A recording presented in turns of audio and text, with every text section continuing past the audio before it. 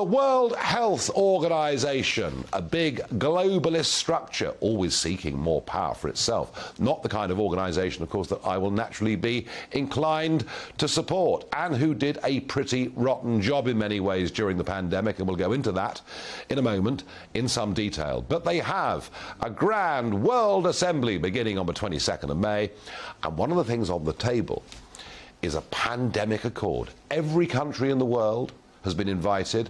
Oh, I'm sorry, Taiwan's not invited. China doesn't want that.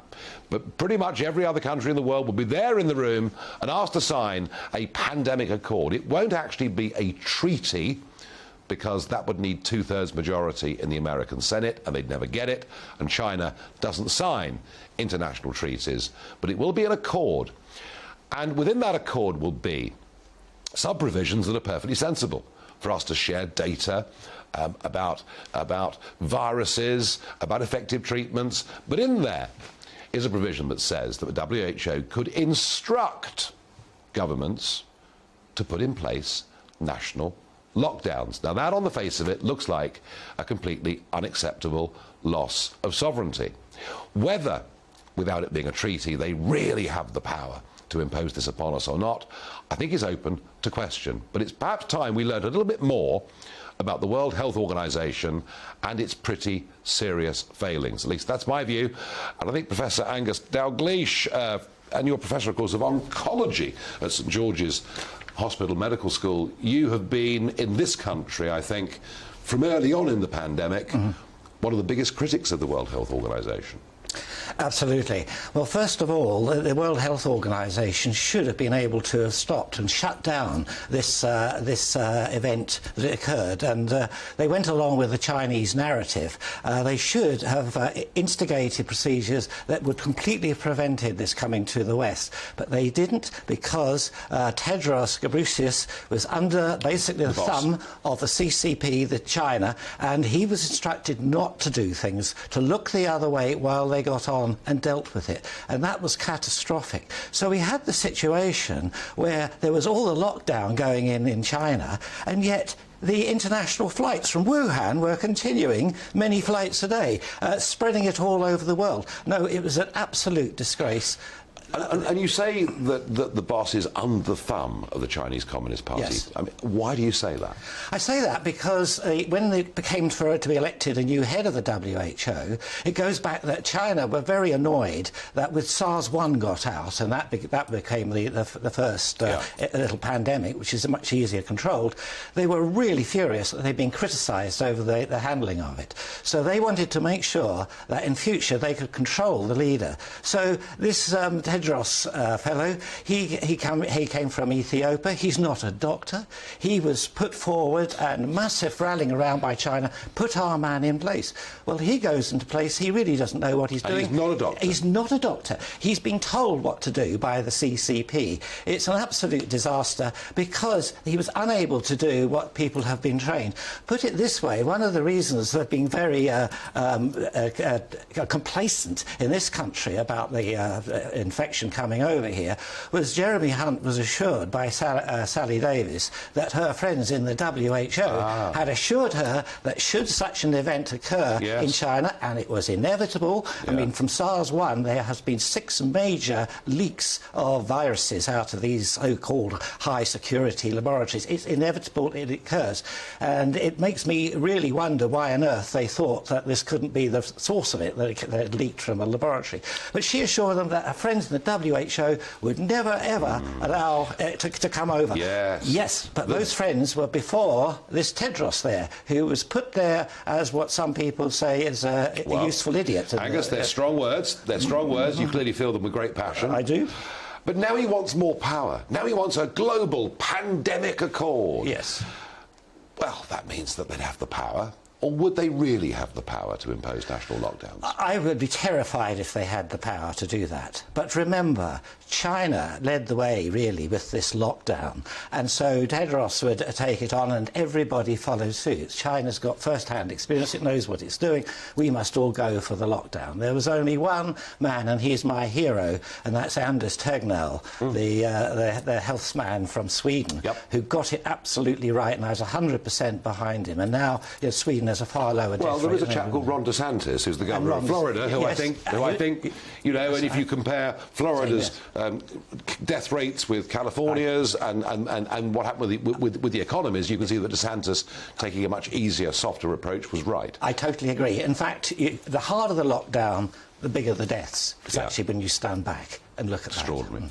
So, the British delegation, I think that what should they do? The British delegation should seriously consider dissociating themselves from this whole thing, because it is frightening, is that if they sign up and go along with it, they want to, I mean, the way we've handled the pandemic is they want to deny responsibility and shift the blame to everybody else. So that puts them in a vulnerable thing. Oh, we'll sign up to the WHO and then we'll do what they say, then we can't get the blame. This would be an absolute disaster, because China would be wanting everybody. So we want the British delegation to do something. We want the British delegation to stand up and say this is totally unacceptable.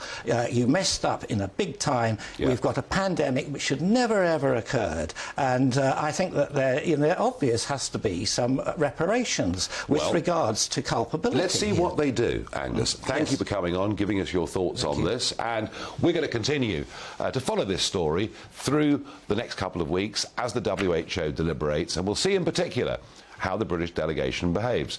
Well, let's go to somebody who perhaps has a slightly different point of view. Dr. Bharat Pankania is a friend of this programme, a senior consultant in communicable disease control, and he joins me down the line this evening. Good evening. Good evening, Nigel. Good evening. Good evening. Now, look, I think all of us understand that it makes a lot of sense globally for us to share information about viruses, about in the way that South Africa did when we get variants, and they told the world exactly what the spike protein looked like and all the rest of it, and it makes sense to share best medical practice in terms of treatment and to share all of these things together, which vaccines were, all of those things. I'm not for 1 minute suggesting we shouldn't have a format, a forum by which we can do that, but the WHO, many of us question its integrity. So, Nigel, the way I look at it, and I've been reading the proposals here, and the proposals are very clear, having read what is proposed, and the proposals are to make it better globally. In other words, it's the early detection of viruses, the early reporting of it, the coordinated engagement of governments, that is, the United States, China, European Union, and the others, and it is about equitable use of global resources.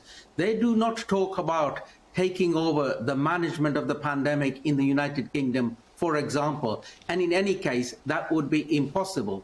So the proposals that I have read and understood are very clear, which is about making it better, preventing pandemics. We really need to work on prevention. And then if a pandemic were to arise, how we can have a global coordinated effort in looking after the globe together. So Nigel, let me share something with you. What we went down the route, which was contrary to WHO regulations, which was as follows, not regulations, but advice. Share the vaccines globally, risk group by risk group, by group, by group, by group. What the European Union, United States, United Kingdom did was immunize its entire population item by item. And therein, then we end up needing boosters because the pandemic is raging in Africa and they keep on sending variants our way.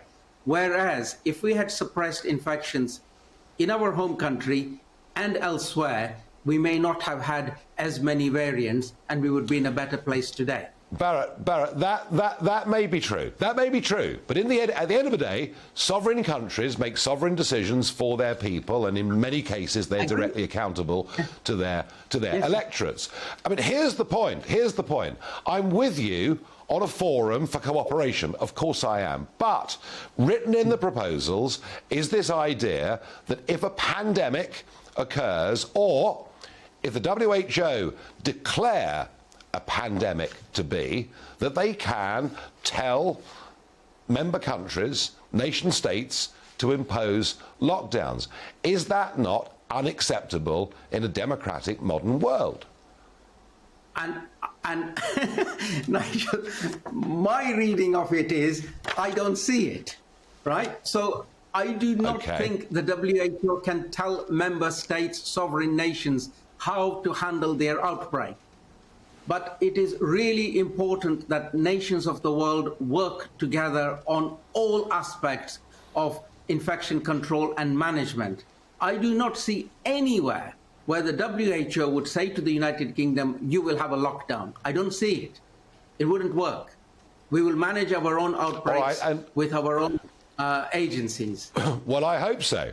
Well, I hope so. I hope so. And a final thought. Absolutely sincere. No, I understand what you're saying. A final thought, please, from you. Does it make sense for a World Health Organization who covered up for China in the early days of the outbreak to be run by somebody who isn't even a doctor? Does that make sense? Or does this thing need some big reform or perhaps even replacing?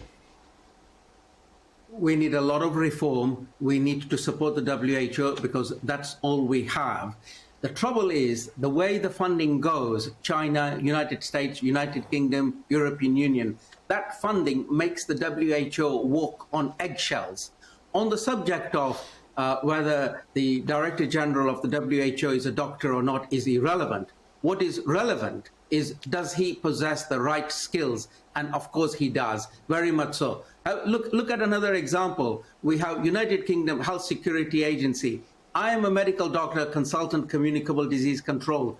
There are many of my equivalent who are not medically trained, but they are accredited to be competent in dealing with outbreaks. So it's irrelevant whether they're a doctor or not. The relevance is, are you competent? Okay. Barrett, as ever, thank you for joining me here on the programme on GB News. Thank you. Welcome to the GB News YouTube channel. You can watch us live 24 hours a day, catch up on your favourite shows and join in the conversation in the comments below. Don't forget to subscribe and you'll never miss any of our exclusive content.